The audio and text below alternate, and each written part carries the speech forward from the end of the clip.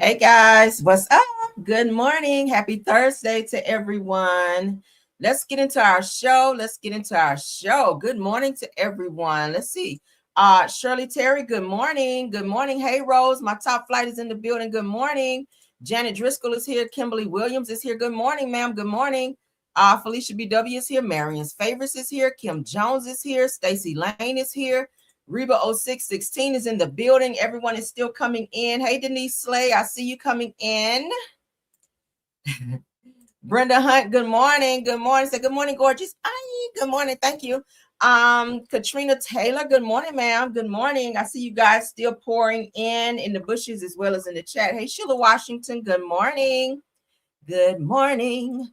Charlene McCulley, good morning, ma'am. Good morning. D Nice is in the building. Good morning, D Nice. I see my other top flight is in the building and flew in with the cape on. Tiffany is here. Thanks for being here, ma'am. Cheryl Williams again. Good morning. Good morning. Good morning, Playtime. Good morning. Good morning. All right, let's go ahead and get started, guys, because I am going to have to get out of here. I can't be on here too long this morning. So let's go ahead and get through our show. All right, of course, everything said in the video is alleged and is used for fair use and entertainment. Hey, D Nice. Hey, April RN Virgo. Thanks for being here, dear. All right, and everyone that came by today. All right, happy Thursday. Let's jump on in. We don't have any political news this morning. We're going to jump right into the mess. We're going to be looking at some court documents as well here at the end of the show. So you guys be patient with me on that. But let's get into it. Let's get into this update on this R&B singer, pop singer David. This case, there are some new developments. We've been talking about it. So any updates, we have to get out there, okay? According to Hollywood Unlocked, the cause of unaliving, let me put my trigger up for this child. And y'all forgive me, I'm still waking up too. I'm so tired this morning. I did not sleep good last night. I went to bed with a headache. Oh my God. I did not sleep good at all. But probably sinuses or allergies or something. I don't know.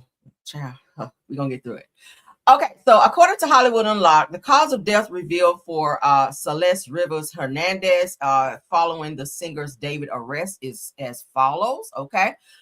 Celeste Rivers Hernandez, the young woman tragically discovered dismembered in a Tesla owned by musician David last year, passed away from multiple penetrating injuries per the medical examiner's report released on Wednesday, which was yesterday. Okay. Now, the report states that the cause and manner of the unaliving for Celeste were classified as multiple penetrating injuries caused by objects. So it looks like she was stabbed to death. It looks like. I told you I felt like she was sacrificed. Now, the authorities ruled her death as a homicide. Additionally, the findings indicated there were presumptive positives for benzodiazepines and meta something. Okay, methamphetamines. Okay. MDMA, all right, in her system. Child, y'all know these long doctor words. I can't. So David was hit with first-degree unaliving charges in connection with the teen's death on this past Monday. They're saying that he could be looking at the death penalty, you guys, for this particular crime. If so, he is in segregated population. They're saying in prison. He's not with everyone else because of this case. Y'all know this is a very viral case. It's all over the place. So for his protection, and they want him to stand trial so nobody will unalive him.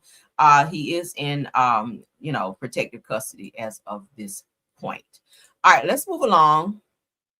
I'm gonna keep my trigger up for this one as well.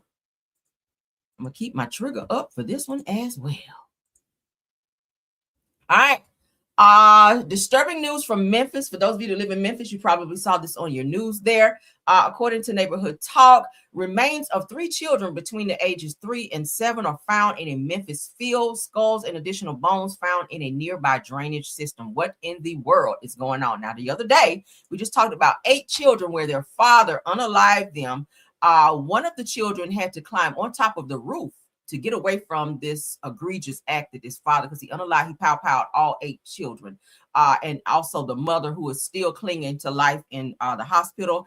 But then I wake up this morning and I see 3 children, ages 3 through 7, are found unalived in Memphis. Let's see what the news is saying, and then we'll do our commentary on the back end. It's a planned and coordinated search operation associated with an ongoing investigation that began in early March, where human remains were found in a heavily vegetated area near Ridgeway and Ridge Meadow Parkway. It's very close in proximity to where we are right now. At this time, there is no indication of any active threat to our public. Let me make that clear before I go on. This search operation involves approximately 170 personnel led by the Memphis Police Department's Homicide Unit and is being conducted in collaboration with the Medical Examiner's Office with assistance from our federal, state, and local partners. Those agencies include the FBI, the Tennessee Bureau of Investigations, the Memphis Fire Department, the Shelby County Sheriff's Office, Search and Rescue, and the Shelby County Homeland Security Emergency Management. At this time, I want to talk to you through the facts as we know them right now. This investigation began on March 8, 2026, when officers responded to a suspicious person call in the 3400 block of Ridge Meadow Parkway. An anonymous caller reported a possible human skull near a wooded area. Responding officers located what appeared to be a human skull at the edge of the woods. Due to the limited lighting conditions at that time, a more extensive search was scheduled for the following day. On March 9th, officers and personnel from the Medical Examiner's Office returned to continue the search. On March 10th, investigators, along with the Medical Examiner's Office and Shelby County Search and Rescue, conducted a more thorough canvass of the area. During that search, cadaver canine units alerted to a nearby drainage pipe, indicating the possible presence of additional human remains. On March 16th, investigators worked with the City of Memphis Drain Maintenance Division to inspect that drainage system. A camera system was used to examine the interior of the pipes based on those prior canine alerts. On April 1st, investigators assessed the drainage system from a nearby location and located what appeared to be an additional skull. On April 2nd, search teams conducted another coordinated canvass of the area, which resulted in the recovery of 14 additional bones consistent with human remains. At this time, based on the remains recovered and the initial analysis by the Medical Examiner's Office, we could confirm that the remains are believed to be those of 3 individuals estimated to be between the ages of 3 and 7. All right, so y'all hear that? I always hate to report stuff like this, but according to the Memphis Police Department, the investigation began on March 8th after a woman walking her dog found what she believed to be a human skull. Officers responded and initiated a search in the area, which would unfold other several weeks and lead to additional discoveries. Now, a K9 unit alerted officers to a nearby drainage system during a search, and a camera inspection revealed what appeared to be a second skull inside of a pipe. The following day, a more thorough search uncovered 14 additional human bones in the surrounding area. Memphis Police Chief C.J. Davis confirmed that the recovered remains did consist of bone fragments. The medical examiner later determined that the remains belonged to 3 children between the ages of 3 and 7, and indicated that the bones may have been at the site for several years. So I'm not sure who these children are. Of course, they can't say because they are minors until I guess everything is complete, investigation and everything is completed. Not sure who these children are, how they were unalived, but obviously it sounds like someone was trying to hide some evidence by putting them in the drainage system, probably. Who knows? Hopefully they catch the person that has something to do with this, because that's 3 children. Oh my God, 3 children. And we just heard about 8 children the other day. Protect the children. All right, let's move along, honey. All right. Brian McKnight is still out here suing, honey. Brian McKnight is still out here suing, and Tasha K has caught herself up in another lawsuit. I don't think she can take no more, but Let's go ahead and get into it. According to the girls are fighting because baby, they are fighting. All right. Brian McKnight sues over allegations that he refused to tell his dying son that he loved him. Brian, are you hurting for money? Because that's what it's giving. It's giving that you might be hurting for money and you are looking for any single solitary thing to be up and suing somebody for. Now, let's not forget, a few weeks ago, you came out trying to sue Ricky Smiley for saying that he said something on the show that you thought was just so egregious that you had to go down there to your lawyer's office and file a lawsuit. I think that's already been dismissed and or dropped. But now he's over here on Tasha K. Now he's coming for bloggers and anybody that he feels says something that he doesn't like. And now he's trying to get all these defamation lawsuits out there. So he claims that Tasha K spread online misinformation. Now, this is not the first that we've heard Tasha K doing that. All right, let's not forget about the case between she and Cardi B, where she's been sued owing $4 million for putting out lies and defamation on her. So, yeah, let's go ahead and get into what it's saying. I hope she didn't lie on him because I don't think you have any more money to be just handing out over lies. Okay, girl. R&B singer Brian McKnight has filed a lawsuit alleging that he is the target of an online smear campaign involving false and damaging claims about his personal life and family, including statements related to his late son. All right. According to TMZ reporting, McKnight claims that a false narrative has been circulated online suggesting that he abandoned his children and failed to support or express love towards his son during his final days. It goes on to say the lawsuit alleges that these claims have been repeatedly shared and amplified across social media platforms, blogs, and online commentary. The filer reportedly referenced several individuals and media figures connected to the spread or discussion of these claims, including McKnight's ex-wife and son. He's been after Julie McKnight, which is his ex-wife. He's been trying to sue her and get any type of money he can out of her, as well as online personalities such as Tasha K and commentator Mark Lamont Hill. Media outlets, including the New York Post, are also mentioned in connection with coverage of the narrative. This nigga trying to get money everywhere. Now, in addition to disputing claims connected to his son, McKnight also accuses Tasha K of making separate false statements online, including allegations that he was unfaithful and had sexual contact with a minor. Ooh, that might be Tasha. I hope you got receipts on that, honey, because if you don't, girl. Now, the lawsuit asserts those claims were defamatory and unsupported. McKnight is seeking monetary damages for alleged reputational harm, though the exact amount has not been publicly disclosed in available reporting. Okay, so what do you guys think about that? Let me know. Tasha K is being sued yet again. Let's get into this Dr. Heavenly news.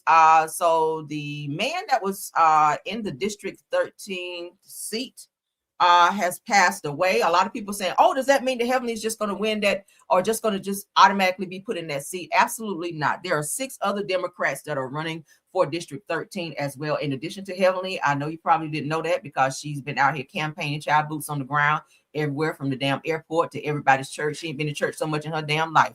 But she's also stepped down from having a more permanent, well, not permanent role, but a more full-time role on Married to Medicine to being a friend of, so that she can focus on her candidacy. Okay, so Married to Medicine's Dr. Heavenly Kimes speaks out after her congressional opponent, David Scott, dies days before voting begins. All right, so she did issue a statement saying as of April the 22nd, that was yesterday, we are deeply saddened by the passing of Congressman David Scott. His lifelong commitment of public service and to the people of Georgia's 13th district leaves lasting legacy that will not be forgotten. For decades, Congressman Scott was a dedicated advocate for his community, working to uplift families, support economic growth, and champion issues that matter to the people that he served. His leadership, resilience, and steady presence made a meaningful impact not only across the district, but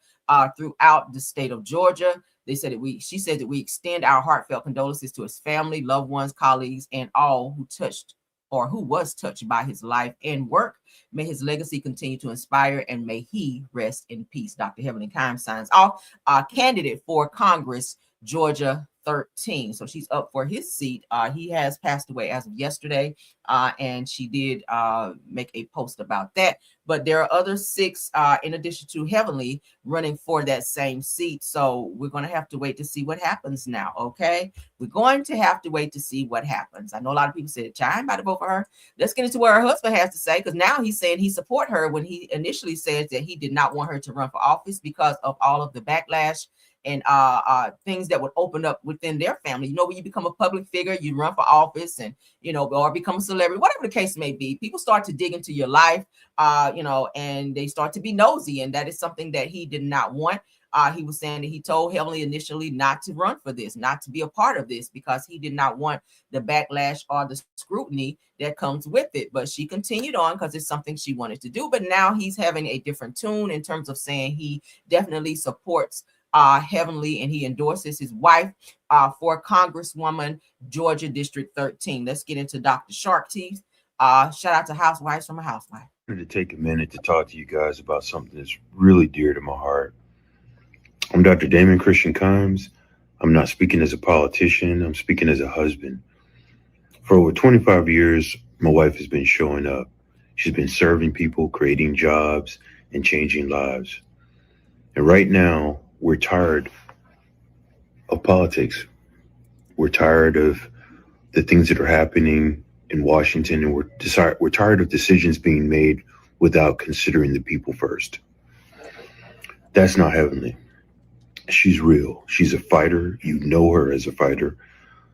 She will not be silent when it comes to our families and our people. I trust her with my life, and she's proven that a few times. I trust that she will fight for your life. Vote for Dr. Heavenly for Congress.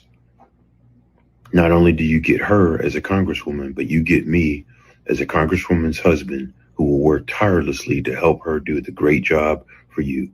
And if you don't already know, she's an incredibly hard worker. So vote for Dr. Heavenly. Thank you. Do you trust her with your teeth? Because you still ain't got them done. You trust her with your life, but you don't trust her with your teeth. All right, I'm looking at them. You still ain't got them done. And she is a dentist, all right? So I don't know. I don't know if you will have full support over there. I don't know. You trust her with your life, but you ain't laid back on that little chair over there and let her get them teeth up out of there so you can get them fixed. But go on. We'll take it, right? What that mean? I don't know. All right, let's move along. Okay, y'all know we a little shady over here, child. A little shady. Just a little shade, a little palm tree in the show. I trust her with my life, but these motherfucking teeth down here, the fucked up ones on the bottom. Nah, she ain't gonna be able to touch them. All right, that's what you just said. That's what I got out of that, at least. But let's get into it. Kevin Hart's wife is out here, girl, with the full-on audacity where she is getting ready. They're saying that she is gearing up to file for divorce from Kevin Hart because Kevin, child, is shelling out too much money to his children from Tori Hart, his ex-wife. Now, she's saying your kids, your other kids with Tori, they are grown. Our kids are still minors, and it's time for you to cut off that financial supply to your grown kids and put that money towards our kids. That's what she's saying. So Kevin Hart's wife, Aniko Hart, has allegedly filed for divorce from Kevin Hart because he keeps sending money to his older children. She don't like it. She said, Now, the word on the street is that he's been shelling out an estimated $30,000, okay, to his kids. Now, he just purchased his daughter, who is in college. She's doing very well. His son is doing very well as well. He just purchased her a very, very nice luxury car. So I'm pretty sure she was probably upset about that, too. Stop pocket watching. Those are his children. Those are your stepchildren. If he wants to do for his biological children that he had with his first wife, I see nothing wrong with that. Kids, whenever they grow up and go to college, they're going to need some financial assistance here and there. College is hard. They're learning. You know, you don't want them to have to worry about anything and more so focus on education and getting their degree and moving on to the next chapter in their lives. But this girl here on the screen, it gives that she's only focused on the money. So Kevin Hart's wife, Aniko, has allegedly filed for divorce from Kevin Hart because Kevin Hart keeps sending money to his older children. Now, according to the story, the disagreement centers on child support. It said that Aniko says is said to have pushed for Kevin to stop sending money for his older children, Kevin Hart and Hendrix Hart, whom he shares with Tori Hart, okay, his ex-wife. Now, she reportedly believes that they are now grown and able to support themselves after finishing high school. Instead, she wants that money, estimated around $30,000, redirected towards her younger kids, Kenzo Hart and Kayari Hart, who are still young. What do you guys think about that? I think he's giving them like this allowance every month, and it's very generous, I hear, to his kids, so that they don't have to worry about any financial, issues or situations. And she is upset about that. Now, I find this to be very crazy. Bitch, you ain't filed for divorce when he cheated on you multiple times. I mean, he was out cheating when he was, from what they say, let's say allegedly, because I don't want to be getting sued out here too. But from what was said, he was out. Y'all remember he got into that really bad accident, and it was said he was out cheating then. Like you've heard several things about Kevin Hart out here being caught cheating, and several infidelity stories about him, but she never once went down there and filed no damn divorce, filed for divorce for that. Like, you sat back and cried and still showed up on the red carpets and still had your ring on and smiling in pictures like you didn't give absolutely no dams and absolutely no fucks. But now that this man is still trying to do what any man should do, which is take care of their children. I don't give a hot damn if they are in college. They're still his children. If they say, Dad, if they call and say, Dad, I'm having a financial difficulty, I need this or that, he should be able to help his children, and you not get mad and say, well, I'm going to go file for divorce then, because I feel that money should go to our kids. Like, right? I just find it very weird that you, of all the times that he publicly embarrassed you with the infidelities and cheating on you, and you just sat there and cried publicly and privately, but you never went and filed for divorce then. So why is it that when there's a money issue, are you married to him for the money? That's my question. Are you only there for the money and the lifestyle? And our men, and you can date who you want to, marry who you want to. See, that's why you need a good, strong sister beside you that's going to be there and understand. So you left your ex-wife, who was a good sister, who had your back, who helped you in your career when you didn't have shit. And that's what I be trying to say with these guys. You want to go out here and get this arm candy, and all they want really is the lifestyle. They like driving these nice cars, living in these nice, beautiful mansions, being able to take luxury trips, being on yachts, being able to be on red carpets and stand there and smile on your arm. But the woman who stuck by you when you didn't have a damn thing, when you probably eat oodles and noodles for breakfast, lunch, and motherfucking dinner, you left her, talk shit about her, and marry this girl here who you then wound up cheating on and embarrassing her. And now she don't even want you to take care of your children because she wants it all to go to herself. That's selfish. That's selfish. Your children, you never stop doing for your children. You never stop doing for your children. My son could be a grown man if he called me and say, Mommy, I need this. I got you. You're my son. I'm not going to see you suffer. It's none of your business what he does for his older children. You're not their mother. You're not their mother. I get it, you are the wife. But if y'all put in the chat, let me know what y'all think about it. Put a 1 in the chat if you think Kevin Hart is wrong for still supporting and giving his adult children who are in college and have graduated high school, if he decides out of his money to give them an allowance every month so that they don't have to worry about financials here and there. They're probably paying for apartments. Hope not car payment if he gave it to her as a gift, but just not having to worry about the strain of life, trying to go to college. College can be very expensive. I'm pretty sure they're in the best of schools, right? But he wants the very best for his children. He can afford it. He's a celebrity. He has very low money. I don't see why he should not be able to give them an allowance of whatever he chooses to give them. So for you to get upset and choose to walk away from your marriage over that, but you didn't choose to do that over infidelity, over your life, your health being threatened by this man stepping out with multiple women and coming back home laying with you. You had children since we heard about infidelity. So that lets me know you're sleeping with him unprotected. We don't know if he slept with these women unprotected, but just the thought of your husband being outside and being caught publicly, video cameras, pictures popping up and social media posts about your husband being unfaithful to you, and also trying to cover up an accident because he didn't want people to know where he really was, because it was alleged he was out cheating when that happened. You chose to stay there and put up with that, but he wants to be a father, and you have a problem with that, and you want to walk away from that. I would divorce her ass, right? I would go down there and file and say, yeah, you don't need to be here no more. You're not here for me. You're here for the money, okay? You shouldn't be worried about that. Put in there what y'all think. Put in there what y'all think. We're gonna move along, all right? I don't want to stay on this too long. It's the nerve of you, child. So it's okay to cheat, but he want to be a father, and I'm a file for the girl. Get the fuck out of here. You look crazy. What kind of drugs you on? What kind of weed you smoking? How many lines you sniffed today? Crazy ass.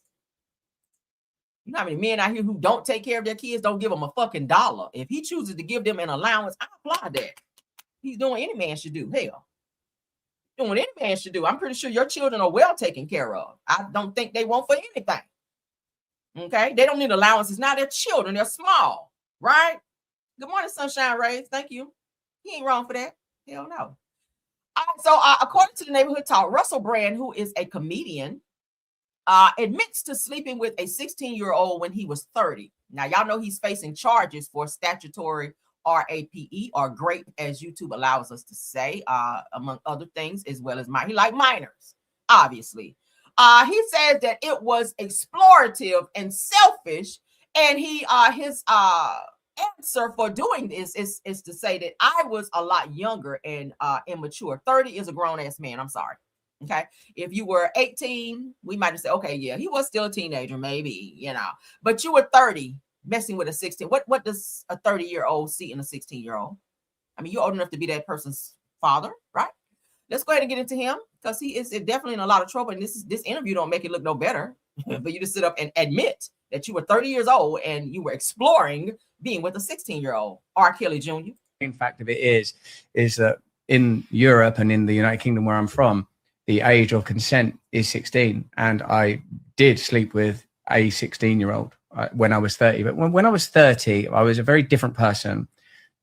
I was a lot younger, and I was an immature 30-year-old. Consensual sex, actually, with a variety of people, when there is a strong power differential, as there is when you're a famous man that has the ability to attract women that I had at that time, I think involves exploitation. I think it is exploitative. I recognize that my sexual conduct in the past was selfish, and I did not apply enough consideration, barely any, I suppose, really, to how that sex was affecting other people. The only matter that I would contest, while acknowledging, firstly, your right to be angry, plain fact of it is that in Europe and in the United Kingdom, where I'm from, the age of consent is 16. And I wouldn't give a hot damn if the age of consent was 16, just morally. Do we not have morals anymore? I think people have just really thrown morals out of the window and hit the gas. Okay, like morals is in the rear view right now. You don't even have fucking morals at 30. We're really not going to use that as an excuse to say that I was immature in my 30s, because 30, you are fully grown, fully know right from wrong. I don't care what the rules and regulations are in London to say that a 16-year-old can consent. I think they need to up that age, because you are still a child. You are still a child at 16. Okay, you shouldn't be able to consent to anything, let alone that. For a grown ass 30-year-old man, is giving pedophilia to me. Like, you standing back watching 16-year-olds and getting hot and bothered over a child when you're a whole full celebrity. I'm pretty sure women throw themselves at you. He's not a bad looking guy.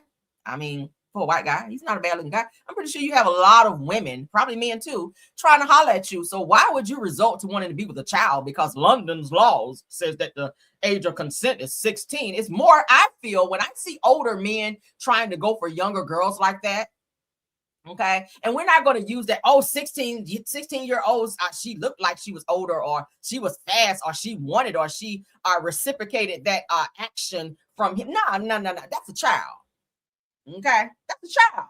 No 30-year-old woman called my house asking to speak to my son. She gonna get cussed the fuck out, among other things, right? That's a child. Mentally, they're not even on the same level that you're on. They don't even think of the 16-year-old ain't even thinking about the same thing a 30-year-old is thinking about, right? They're just not. So it's got to be about control. You want to have mental control. You want to have any other type of control over this child. That's why you're indulging in this inappropriate relationship. You're trying to throw out legalities in terms of saying, oh, legally, this says that, 16, she can consent. But think about morally. Is it right? If you had a child that was 16 and a 30-year-old came to your door, knocked on your door and say, I'm here to pick up your 16-year-old child, would that be okay, even though the law says they can consent? What the hell? would not be okay with that. Y'all don't know.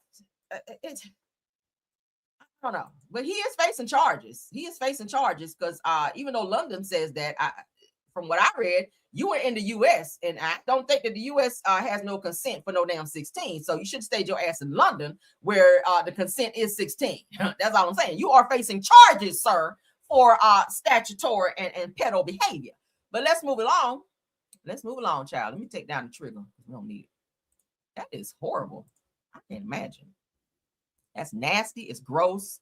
It's ill. It's all of that. Hell no. Hell no. That's that Hollywood bullshit, though. Y'all see they're trying to get Clive Davis ass, too. I saw Rod Digger, not to get off topic. Shout out to rapper Rod Digger. She said, hey, whatever happened to the damn documentary for Clive Davis pedo ass out here? Whatever happened to him? Why y'all didn't do one on him? Y'all got one of Diddy. You got one of everybody else. But yeah, what about Clive Davis? Because he was on some bullshit there, too. Right? I agree. Put it out there, child. 50 Cent, are you busy? Because we need another documentary. You did real good on that Diddy documentary. Go ahead and get on Clive Davis' ass right quick. I'll watch it. Let's get into the next one. Claressa Shields says, y'all know that she also, since we're talking about 50, she filed a lawsuit against 50 Cent for defamation, among other things, after she hopped in a argument between two men that had nothing to do with her man-faced ass. Yes, I said it. Please don't nobody get in my comments trying to check me on that because I don't feel like it today, okay? But so she says that she sits down in an interview and she says that she will drop her lawsuit with 50 Cent if he gets into the ring with Papoose. So now you want to see him fight.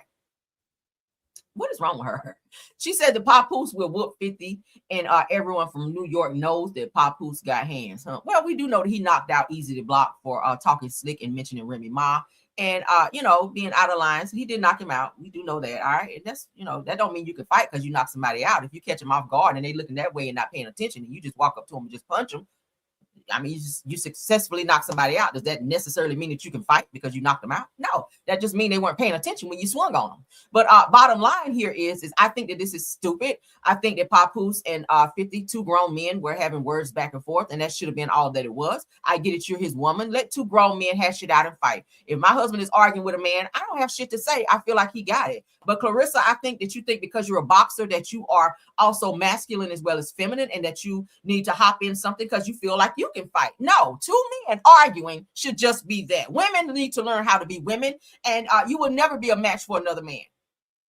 And we need to understand that. Stop running up in men's face. Stop challenging a man because they have their strength is going to always surpass yours. You have some men out here nowadays that will knock you out and not think nothing about it.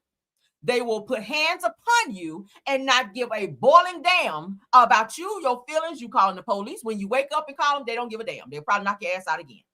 So women, stop running up on, stop swinging on, stop challenging, stop trying to be out here being in a man's place when it comes to being a woman. Stop doing that. I see so many videos on TikTok and YouTube where girls, women running up on men and they swinging on them like they're a man. And that shit is fucking inappropriate because you should be taught not to do that. But what do you do when a woman come up on you and throw hands on you? You got to defend yourself. But this right here, behavior where you saying fight Papoose and I'll, if you fight Papoose, I'll drop the lawsuit. Girl, get out of here.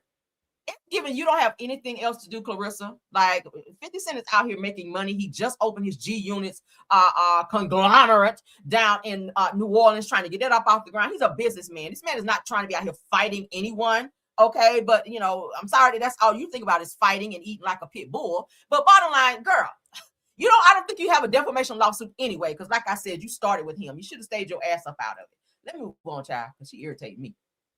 All right, Erica Campbell, let's talk about her. You guys know she and her Warren are getting ready to renew their vows. And she takes us on a journey where she is looking for the dress. All right.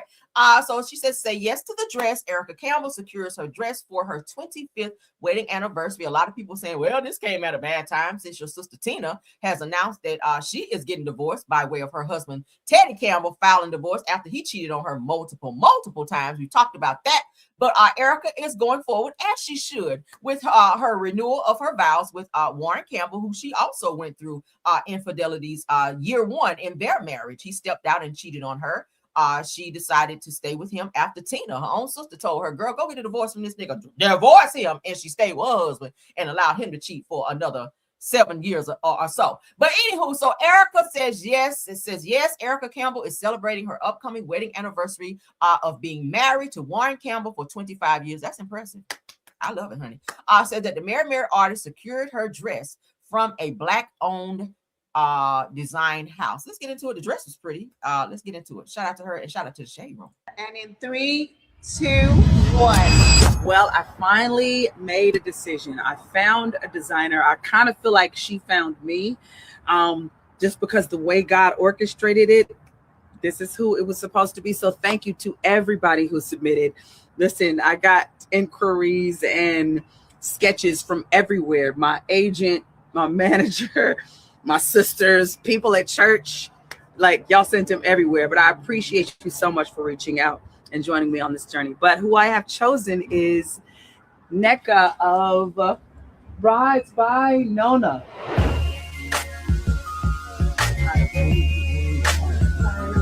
And Lord, okay, no editing. All right, let's see. Why y'all here to play music? It's her daughter, Krista. All right, let's keep going. Beautiful. She's so pretty. I love Erica. Oh, look at that, right? Yes, honey. Yes, yes. Show body, honey. Show body. I love that. I love it. I love it. Ain't that pretty? Yes, honey. Then put you some bling up around there. Get you a cute, well, you already got your little, put you some cute little necklace on right there, honey. Little V-cut. Yes, ma'am. That's cute. Yes, honey. Okay. What y'all think? She's going to be a beautiful bride again. Okay. Right? Beautiful.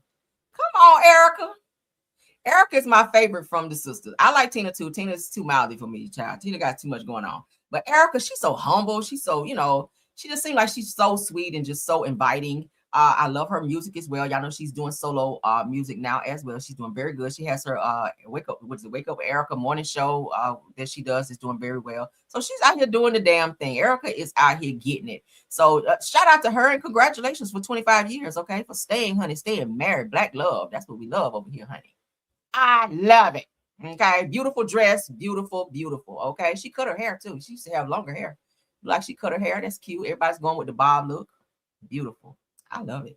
Shout out to her and Warren, though. Okay. Yes, I watched their wedding on Weddings of a Lifetime. Beautiful. Okay, beautiful. Go watch it if you guys have it. It's on YouTube. If you're interested, go and watch it on Weddings of a Lifetime. Matter of fact, I'll pull it up for y'all. Let's stop. Let me pull it. Let me find it. Just so, because I know I have some of my older people who watch me. They be like, where can I find it? Let's see. Right quick.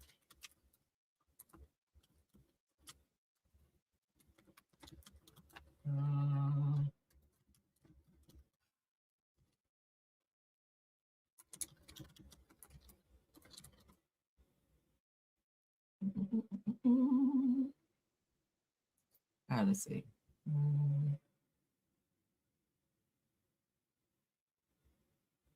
Okay, so it's gonna be several parts. Oh, they got the other sister too. Okay, that's part 1 or 2. So I'll put this one and then it's gonna lead you to the second part. Okay. Oh, it's so, oh my God. It's like, it was so good. I was just like, oh my God, you could just see the love between the two of them. Now, I don't know how long Warren might have been seeing this girl, because they said 1 year into he and Erica's marriage, he cheated. So was this somebody you knew prior to you and Erica getting married? Or I don't know. But that's the link, okay? And it should lead you to part 2. So it's one of 2 and then 2 of 2, okay? So yeah, congrats to them. I'm happy that they were able to stay together and work it out, okay? Because I do love them. Yes, I do, honey. All right, let's get into Joseline Hernandez. Chanela Combating Court is what her mama named her. Let's get into it, girl. Shout out to the 321 watching me. But before we get into that, my mods are signaling me to have a jam session. So while we're waiting, Let's go ahead and get that in, guys. Please tap on that like button to support the video, to push it into the algorithm. We have 323 watching me right now. We should have absolutely at least 300 likes, okay? I mean, seriously. All right, we should have at least 300 likes. Please get off my likes. I know you guys are being nosy coming over, but please, please, please. Okay. Come on over there.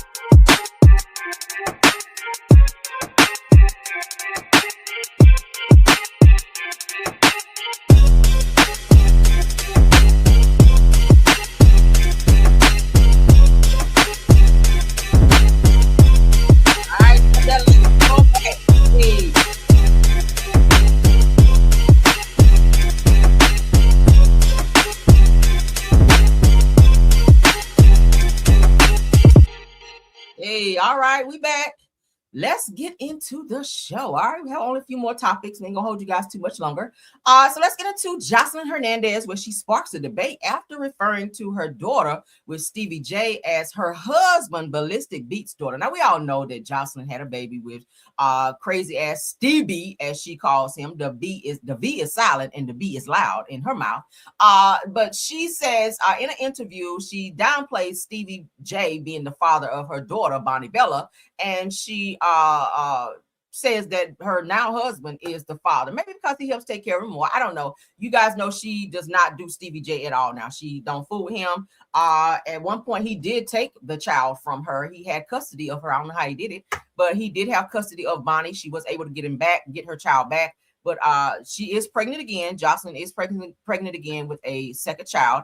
And a lot of people are like, girl, hold up. Now, we just knew that Stevie J was this child father. I mean, she does have his whole face and everything. But let's get into what she had to say. Shout out to the grill. Very humble to be able to do this. I've planned a new baby. I'm pregnant. And, you know, it's my first baby with my husband, Ballistic, even though Bonnie Bella is his daughter. So it's exciting. I'm very humble to be able to do this. She said she's pregnant. She said, I'm pregnant. And even though my husband, Ballistic, is her father. Okay. Girl, no, that's not the father. Plan a new baby. I'm pregnant. And, you know, it's my first baby with my husband, Ballistic, even though Bonnie Bella is his daughter. So it's exciting. I'm very humble. She is pregnant. Keep that in mind, okay? All right. So you guys can see here, new beginnings, and I'm thankful. Congratulations to her, okay?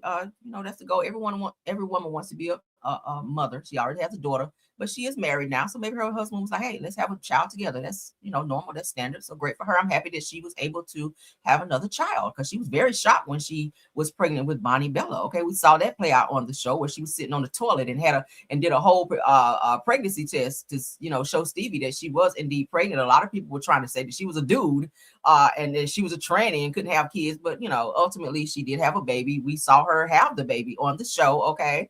That was kind of weird and cringe as well. But yeah, so it said her remarks come from more than a week after announcing an Instagram post that she and Ballistic are expecting their first child together. Shout out to Ballistic for stepping up and being a additional father for Bonnie Bella, okay? Because it takes a village. It does, right?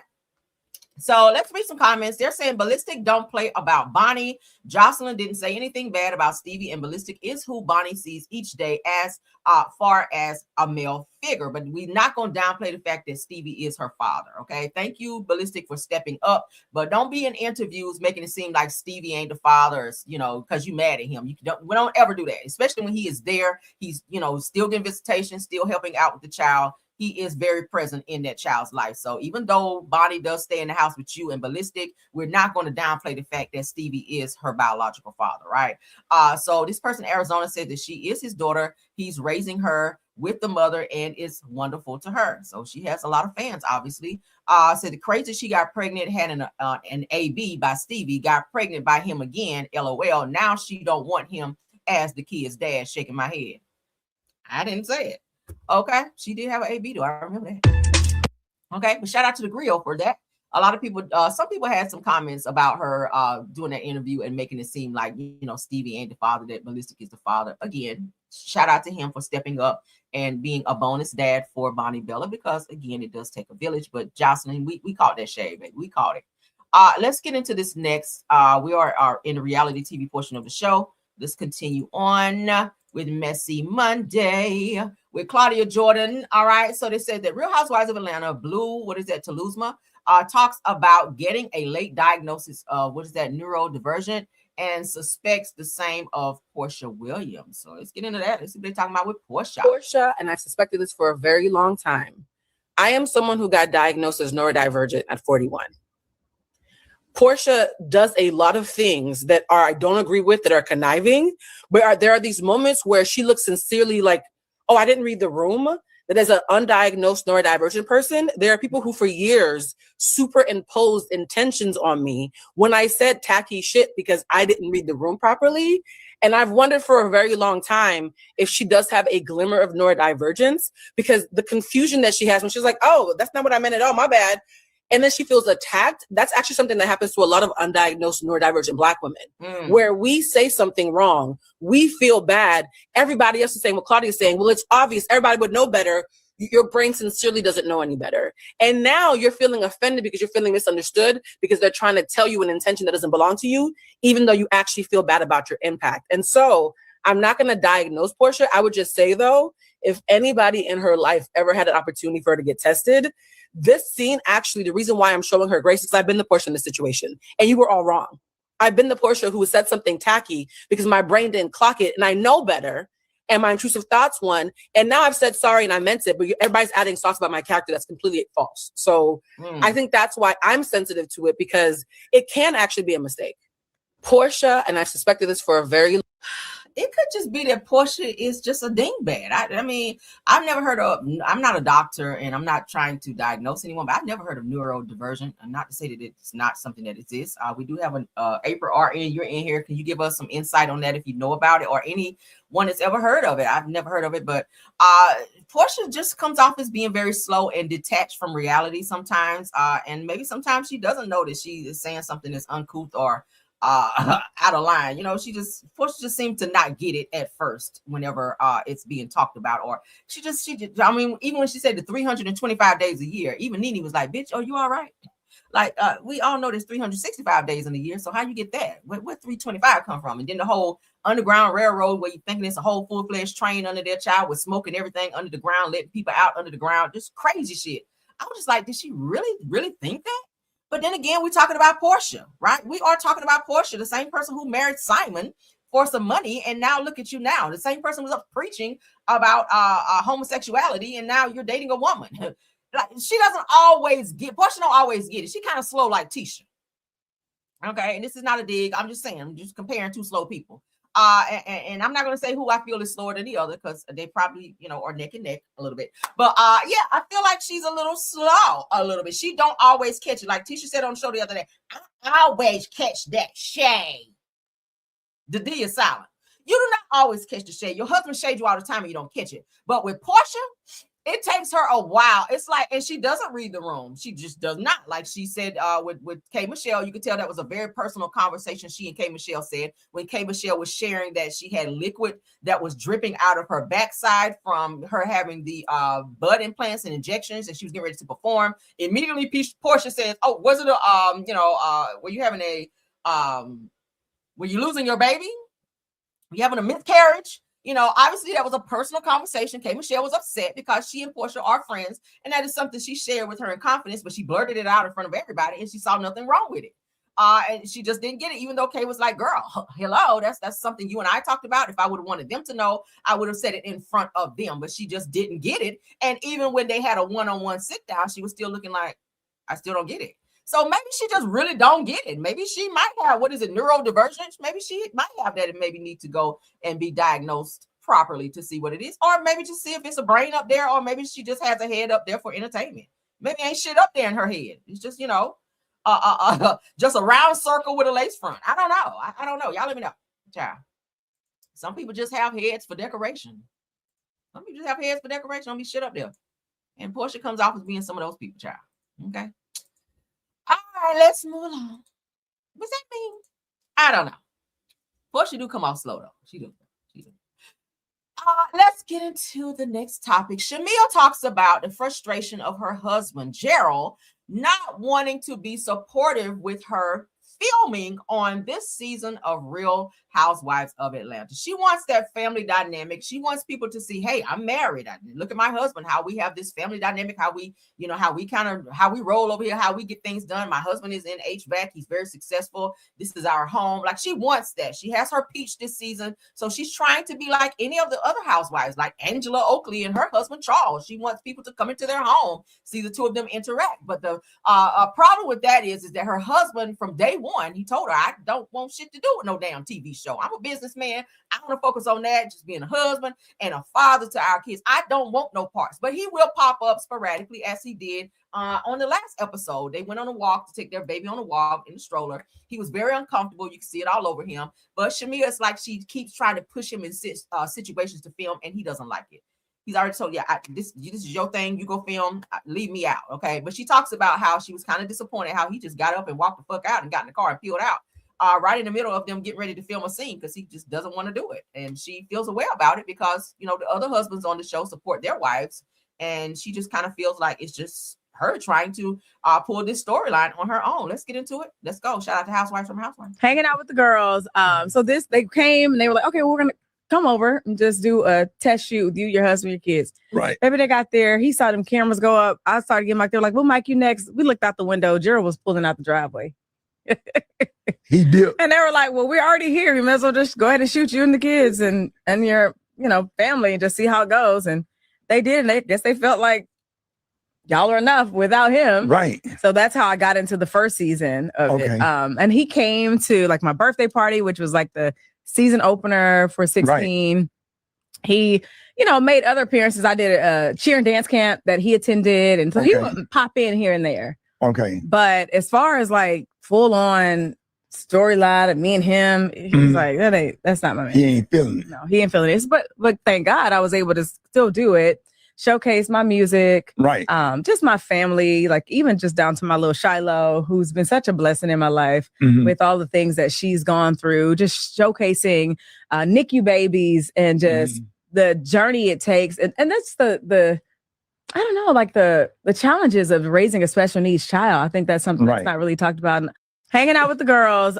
So this. She's feeling a little way because he doesn't want to really have any parts of that. She was really hoping that, hey, I got my peach now. Something she's been wanting for a very long time. Y'all know she's been a friend of on Real Housewives of Atlanta forever. And she finally got married and had her kids, has this whole family dynamic. She's like, oh my God, what better way to go ahead and put my stuff out there. She has her music out there now, and she's trying to do some acting and other things on the side. She's trying to get her business stuff going.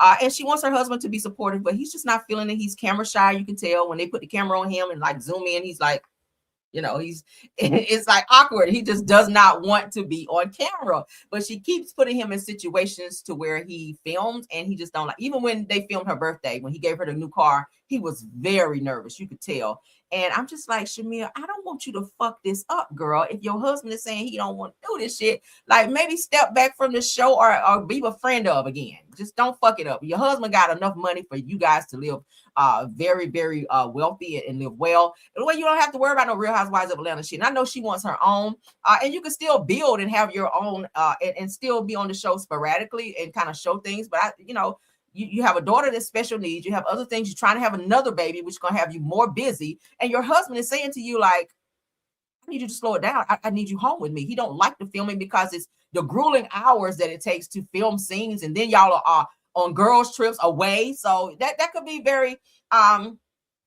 challenging for him too. You guys are still kind of newlyweds or whatever. So I don't know. It's like a catch-22.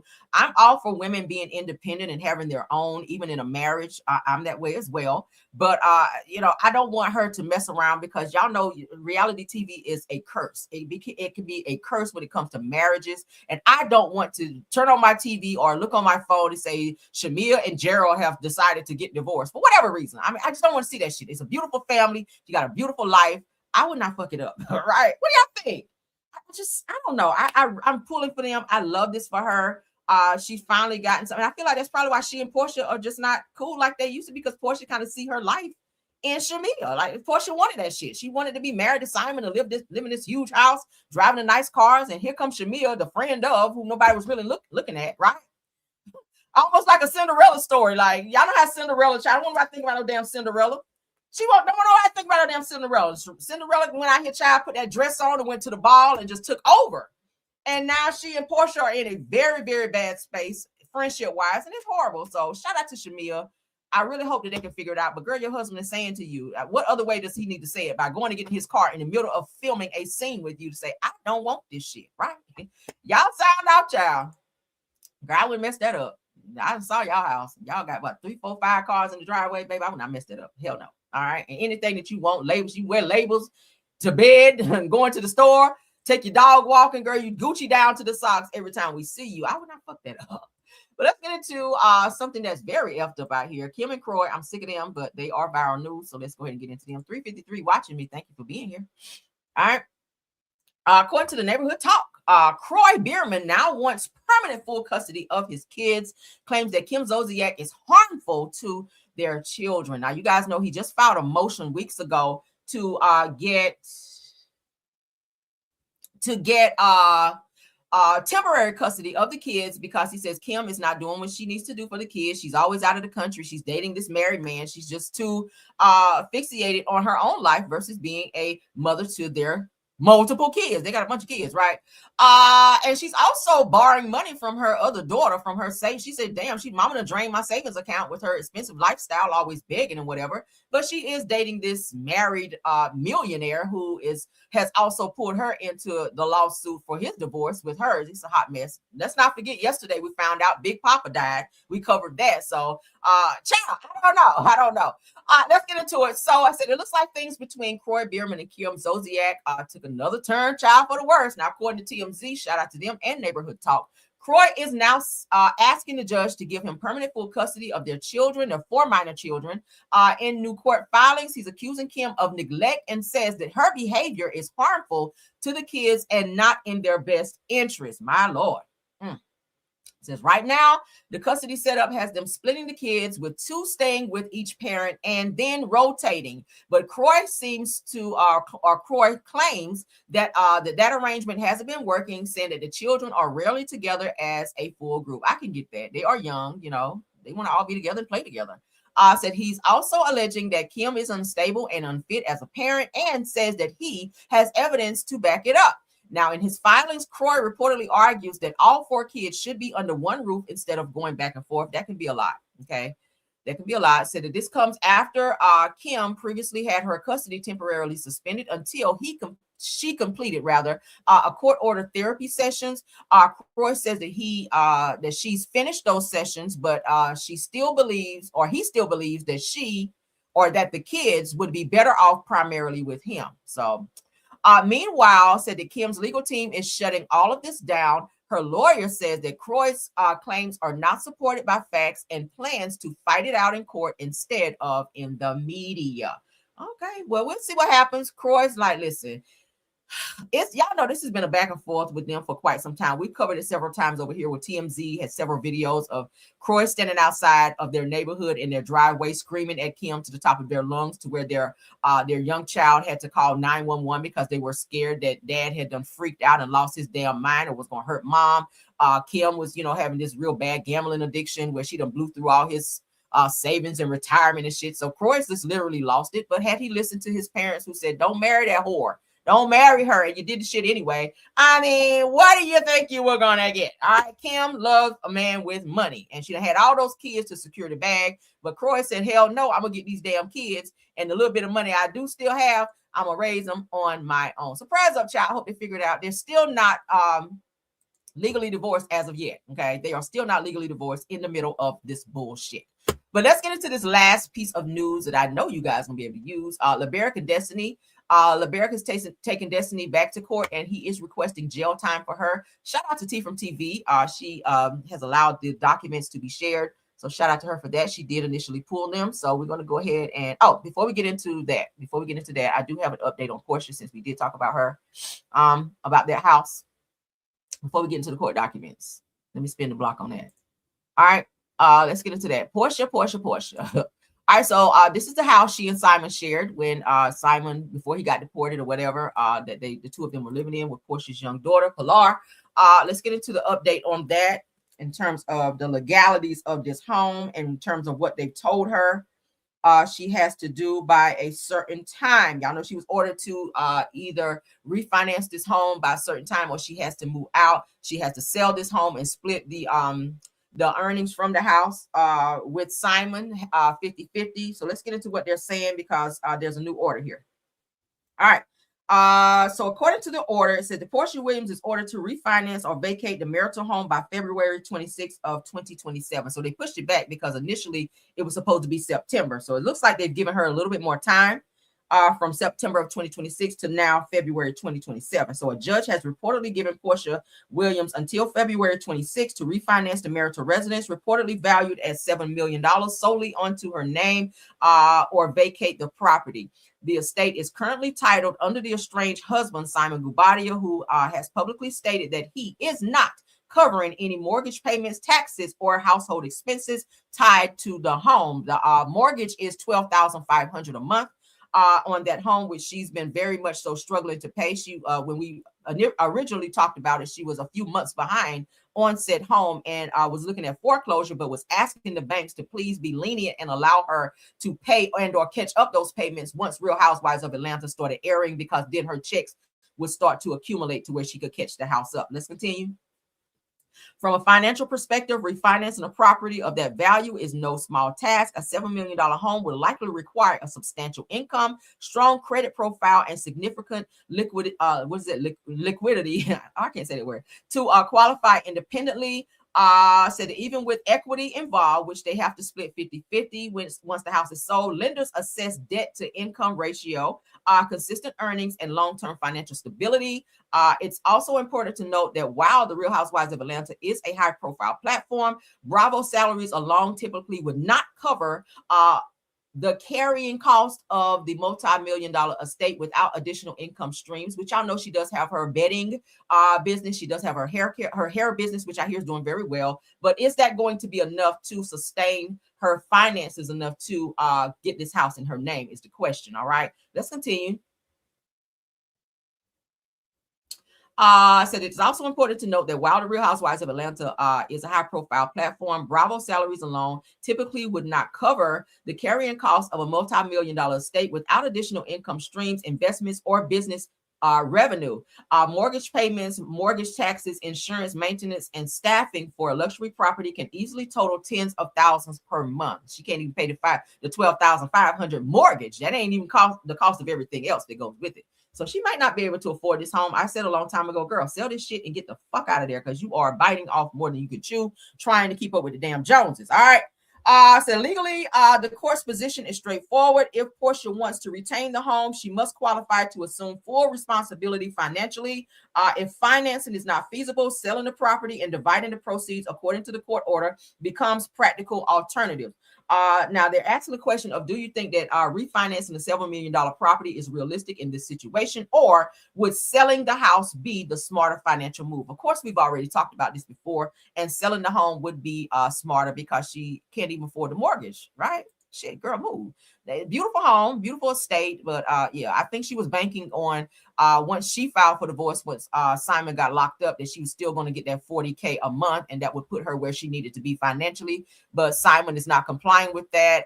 He's not paying anything, taxes or nothing. So he's left all of that on her, and she's struggling to make these payments to stay in this house. Get out of this house, girl. It's beautiful, but you cannot afford it. You should have moved back to your home that you sold, the $2 million house that was completely paid for, where you could have just made renovations and kept it moving. But girl, I don't know. Let me know what y'all think. Let's get into this Destiny and Leberic news, because child, he trying to get her ass locked up.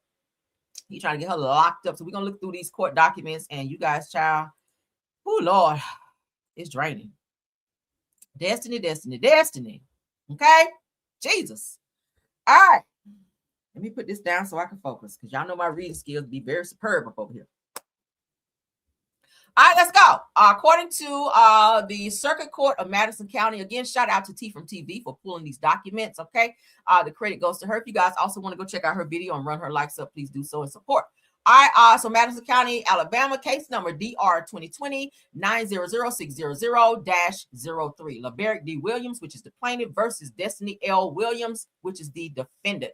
Amended counter petition for contempt and counter petition to modify. I'm sorry, it's my money. To modify. All right, let's get into what it says. Comes now the plaintiff, Leberic Williams, by and through the undersigned counsel, in files the following amended counter petition for contempt and counter petition to modify in his actions, or this actions. Now, number one said that the parties hereto were divorced by judgment of the court hereafter the prior decree on or about April 12th of 2021. Thereafter, the prior decree was modified by this court's final order or modification in the 0.01 action between those parties entered on May 1st of 2023, which incorporated the parties' settlement agreement dated April 28th of 2023. Number three goes on to say, most recently, the courts entered a final order in the 0.02 action between the parties on August 14th of 2024. Although the defendant appealed from said final order, here on number four, the Alabama Courts of Civil Appeals affirmed this court's order and has certified the judgment. Number five then goes on to say that the procedural purposes the father notes to this court that the execution of the final order entered on August the 14th of 2024 was not stayed by order of this court pursuant to the Alabama Rules of Civil Procedure. Number six goes on to say that further, the final order was not stayed pending appeal under the Alabama Rules of Appellate Procedures, as the defendant's mother failed to obtain and post a superseded bond with the filing of her notice of appeal, despite the fact that she claimed to this court that she had done so. So you lied to the courts, Destiny. You lied to the courts, according to what this says. Number seven goes on to say that as a result of the mother's failure to duty obtain and post said supersedes bond, the final order was in effect and the parties were obligated to follow said order, with interest accruing on the judgment entered therein and not paid by the mother. So y'all know that huge amount of money that Destiny was supposed to pay, almost $20,000. She was ordered to pay by such date back in 2024. She did not pay that, and she has refused to pay a dime. So she is now held in contempt. Let's keep going. He ain't letting it go, obviously.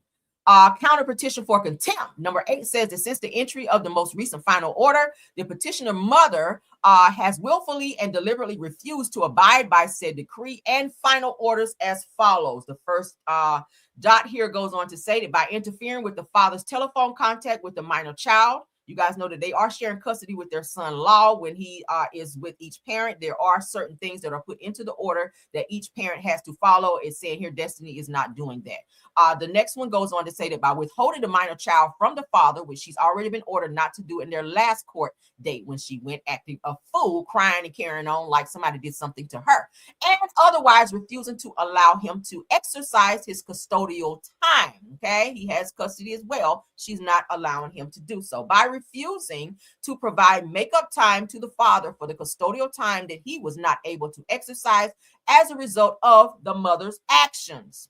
By repeatedly being late for custodial swaps, we've been hearing about that for quite some time. I talked about that the last time I covered it. She's intentionally doing this to upset Leberic.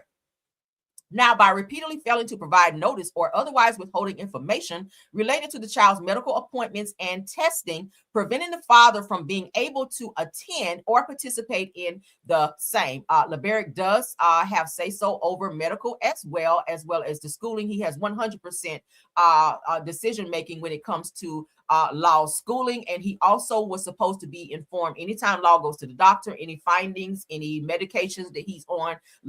Destiny was supposed to let him know within a certain amount of time of what said doctor said, court documents, doctor documents, whatever the case may be, with said son. She's not done that. By attempting to subvert the father's education decision-making authority by asserting unproven, unagreed medical issues as education issues, including by attempting to obtain a 504 plan for the minor child. Again, you have to tell him because he is in charge of all decision-making as far as his schooling. By repeatedly failing to appear and bring the child to his scheduled medical appointments. Law is on Leberic's medical insurance. He pays for all medical, dental, and all of that. All of the insurance that he has, Leberic does pay that, okay? By preventing the father access to medical information and documentation of the child, including the child's vaccinations records held by the Alabama Department of Public Health. By preventing the father from being able to pick up the child's prescription medication from the pharmacy. If he is sick or whatever, and he is in the custody of his father, Destiny is preventing him, if the child is sick and they have a prescription, from him going to be able to pick that up. Destiny stays kind of far out here from Leberic, and so it would be stupid for her to have to drive so far when he could just go right there and pick it up. But again, she's not complying. So let's continue. By failing to provide the father with the results of medical and psychological testing undergone by the child. By harassing the father by the repeated making of unfounded reports with authorities, including law enforcement and the Department of Human Resources. It goes on to say that by failing to satisfy the judgments entered against her in the O2 action, and by making social media posts, holding speaking engagements, and otherwise publishing content that relates to that. Hold up. That implies, relates, or replies relating to the father or his family. Of course, you guys know within their divorce decree, Destiny was ordered not to speak on Leberic on any platform, social media posts, none of that. That was already understood and explained to her. She's still been doing that. So obviously that's against the court order where she's not supposed to do any of that. She's not supposed to do any of that. Okay. Let's keep going, including in connection with her Destiny Law Foundation platform centered on the narrative issue of surviving domestic abuse. So she's been alluding to that she had domestic abuse in her marriage, at which you're not supposed to be speaking on him, period. It's a clause in their divorce decree that says so. The petitioner mother's violations of the prior decree are willful, and therefore the petitioner mother is in civil and criminal contempt of this court. As a result of the petitioner mother failure to abide by the prior decree, the respondent mother has incurred attorney's fees and costs in this action to enforce the terms of said decree. The family and circumstances warrant this. Hold on. This fact and circumstances warrant an award of attorney fees to the respondent father. Let's continue. Counter petition to modify or in the alternative petitioner or petition for declaratory relief says that number 12 goes on to say that the prior decree awarded the parties joint legal custody of the child, with the father possessing decision-making authority in the areas of education, as I just told you guys, civil or civic and extracurricular activities, and the mother possessing decision-making authority in the areas of medical, religion, and culture. Number 13 goes on to say that since the entry of the prior decree, there has been a material change in circumstances which calls for a modification of the prior decree. The father, there's the legal custody is due to be modified to afford him medical decision-making authority, and that such a modification is in the best interest of the minor child. Number 14 goes on to say that the father can introduce evidence which will show that the best interest of the child will be promoted by the requested change in legal custody. Number 15 says the father avers that medical decision-making authority should be granted to him, and what's that? Diverted from the mother, and that such change would be in the overwhelming interest of the child. Leberic ain't playing with her. However, should the court decline to make such modification to legal custody, the father would request in the alternative that this court take up and consider the issue of decision-making authority where the areas of education and medical overlap or are closely related, specifically in the context of individual education plan, which is the IEP plan, or other similar educational tools implemented by the school system. The father requested that the court enter a declaratory judgment determining the rights and obligations of the parents as joint legal custodians of the minor child where matters of education are affected by the mother's exercise of medical decision-making authority. Let's keep going. We're almost to the end. Counter petition for contempt and counter petition to modify, and that upon a final hearing, your honor will grant unto the respondent father the following relief. Number 17 goes on to say that by finding the petitioner to be knowing and willful civil and criminal contempt of the court's prior orders. Number 18 says that by pursuing the petitioner for said contempt as allowed by Alabama law, including 5 days incarceration for each separate act of contempt. He want her locked up. 5 days each for each contempt. Said that by punishing the petitioner for said contempt as allowed by Alabama law by imposing a fine. Child, so all your little love marriage transfer checks about to go to court. Number 20 goes on to say that by revoking the suspension of the sentence of the petitioner's previous conviction of contempt and ordering her incarceration for the term imposed under the final order of the 0.02 action entered by this court. Number 21 goes on to say that by modifying the award of legal custody under the prior decree to afford the father medical decision-making authority as to the minor child, in addition to those categories already held by him, in the alternative by entering a declaratory judgment determining the rights and obligations of the parents as joint legal custodians of the minor child where matters of education are affected by the mother's exercise of medical decision-making authority. Number 22 goes on to say that by awarding the respondent attorney fees and costs incurred in this matter, and by granting any additional relief to which in equity and good conscience the respondent may be entitled in the premises. Okay, that is signed off, as you guys can see here. Okay. John Lusk, okay, attorney for the plaintiff for Leberic, and Hannah Mazel, which is the attorney for Destiny. They signed off here at the bottom of this order. He is asking for Destiny to receive jail time for ignoring the orders that she's received in past court dates and on paperwork where the judge told her you have to have the child there by a certain time.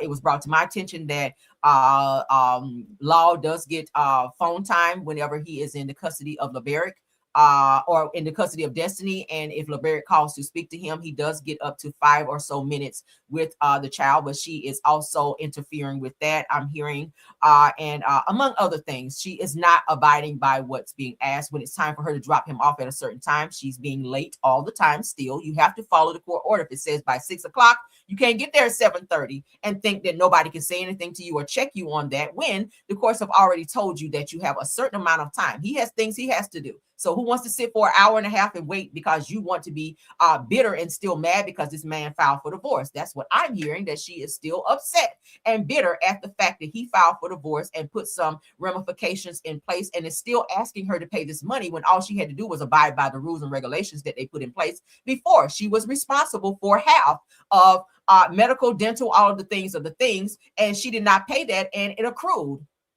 So now that he's asking for it on the back end, you sat back and waited till the shit went up to like 19,000 and something that you got to pay. You have to pay that. Now he's asking for court fees, which is going to be on top of the money that he's already asking for that you're in contempt of not paying. You didn't even pay payments on it, Destiny.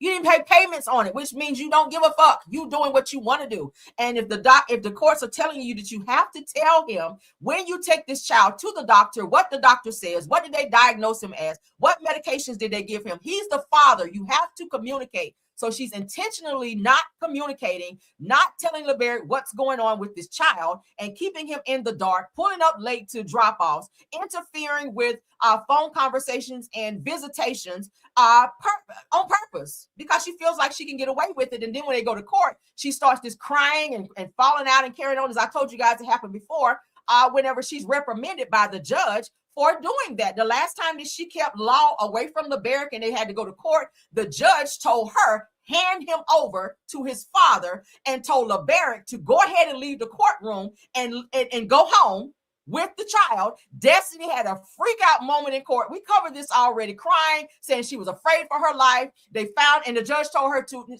cut it out. Cut it out. This is bullshit. She was saying she felt that her son was not safe with the father. Like, hello, we've seen videos of Leberic with his son. Like, hello, he is doing what he needs to do as a father. But Destiny is being bitter and she's not cooperating with the courts, and it's going to wind up landing you in jail again. How many times you got to go to jail behind this? How many times? You were ordered to pay this money. You should have paid it.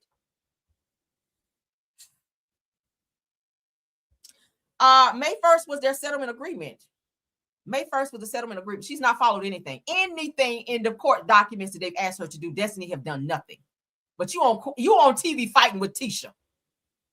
You on TV fighting with Tisha. You're so focused on everything else. All this time, you worried about Moses and everybody else. And you got bigger fish to fry, love. Now I hear that she's trying to get some type of disability for her son, like this, have him on disability, and they're saying ain't nothing wrong with him like that. He does need a little speech therapy because he does have some speech issues, but it's not to the factor where he's just out here needing a crazy chick. Girl, get your shit together. Get your shit together. Now he'd be late to school too, I hear. She's 45 minutes away from his school. Leberic, I hear, is not far from his school at all. So Destiny has to drive about 45 minutes every day to get him to his school. Just crazy shit. Just crazy shit. Doctor's appointments, she'll either be late or they'll have to cancel it. And then she wants him to pay the cancellation fee for her not taking the child at the appointed time he's supposed to be at the doctor's office. Like, girl, whatever happens, I don't care. At this point, it's like a clear-cut order that you've been ordered to do this, and you're just not doing it because you don't want to do it because you're bitter that someone is holding you accountable. You kind of act like Martell a little bit. I see why y'all get along, because Martell felt the same way in the situation with Melody, and not to bring them into this because they have nothing to do with it. But of course, Martell was advising her on what to do and file this motion when it's getting ready time for court for them to go to court. File this motion, and then they push it back. He was doing the same thing with Melody. And Destiny started doing the same thing. When it was time for them to go to their last court date about this money that she's supposed to pay him, knowing that she was in contempt, she filed this motion to have her attorney file this motion real quick so she didn't have to show up because she knew she didn't have the money. Just crazy shit playing with the courts. And now Leberic is asking for you to spend 5 days in jail for each contempt that you are facing right now, which could be a lot of time. Like, girl, you just don't get it. Comply. You guys have, how old is this child? 5, 6 years old. You have a very long time to co-parent. Just why not just be amicable and just do the shit? You can't get around it. And when you don't comply, it only puts you in contempt where you are going to be sitting in a jail cell. And then he going to get custody. The very thing you don't want him to have. We already saw you can't handle him, Destiny, anyway. I showed y'all the video when he kept saying, don't unalive me, don't unalive me. And she kept telling him, don't say that. She cannot handle this child. He's wild. He's a wild one, like Knox. Like Ariana's son, he's a wild one like that. Okay. But he does have some issues and some things going on. So, and not that we're talking about a child. I'm just saying these things need to be addressed, and collectively as parents, they got to come together and be able to do that. Nobody should have to be filming. I hear Leberic have to be filming each time they have drop-offs, because Destiny will say that he did something he didn't even do and then go down and be fouling stuff. And each time that she's fouled something, it's been thrown out. So it's like a game. It's like a game that's being played, sound like, with the courts. And ultimately, the person that's losing in this is the child. Okay. Ultimately, the person that's losing is the child. So prayers up in this situation. My prayers are up for the child, up for Leberic. Destiny, we already know what time you on. Okay. And if you keep pushing this Destiny law situation in terms of saying that this man AB used you, if that shit never happened, that's gonna be another contempt. Okay. Because he already said, dude, you're not even supposed to be speaking about him. Period. Can I get on your YouTube? Talk, well, I went through this in my man. You're not even supposed to be doing that. And you know it. So you're monetizing off something you know you're not even supposed to be talking about. You don't even own Destiny's Law anyway, because that's something that was already established before you even use the name. Okay, you're lucky you're not being sued for that. But y'all sign off. I don't got no more child. Those are the documents. Again, shout out to T from TV. If you guys want to know more about that, you can head on over to her channel and support and hit the like button on that. Okay, so shout out to her for bringing that to the YouTube streets. And shout out to all of my mods. Thank y'all, Rose Armstead, True TV Podcast, and Tiffany Thomas. Thank y'all for doing an awesome job. Thank you to all the content creators who came up and through here to support as well. You guys know who you are. I really appreciate you. Caramellians in the chat as well as in the bushes. Thank you guys. We almost have 400 in here today. You guys are here. Thank y'all so much for coming in, supporting, keeping it lit. Happy Thursday to everyone. I'll be back later on today for Midday Popping. So please keep your notifications on so you guys will know when we go live. Until the next video, I will see you guys later. All right, let's go. Even when you feel low, you can still go. Even when you feel slow, you can still go. Even when there's no hope, you can still go. I never answer to no, man, I still go. Go, go, go, go, go, go, go, go, go, go, go, go, yo, go. Hustle hard, hustle every single day. I'll be making moves till I'm buried in my grave. To the system, I don't wanna be a slave. I've been doing shit my way, or the highway. And in the driveway is a nice range. Cause I grind through the climb, I invite pain. You'll never hear me, bitch, nah, I don't complain. Just gotta flip the switch and you can go and obtain anything you want, anything you need. Your mind's got the key ingredient, it's belief. They'll deceive with the negativity, but I just slide right by that energy. Even when you feel low, you can still go. Even when you feel slow, you can still go. Even when there's no hope, you can still go. I never answer to no, man, I still go. Go, go, go, go, go, go, go, go, go, go, go, go, go, go, go, go, go,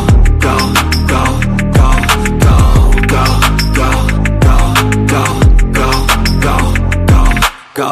You got a mind, but even that could change. You could flip the gray matter like some batter in your brain. That's why I say, fake it till you make it A. And if you play that game, then you just might make a change. Rearrange all the bad to okay. Take the worst thoughts saying, turn them to a game. Take the best thoughts saying, put them on display. On repeat in your brain till you're feeling no more pain. Never slow yourself down, you can do some more. Push past all the pain and you'll find a door. Open it up and finally explore everything that you thought you could never do before. And even when you feel low, you can still go. Even when you feel slow, you can still go. Even when there's no hope, you can still go. I never answer to no, man, I still go. Go, go, go, go, go, go, go, go, go.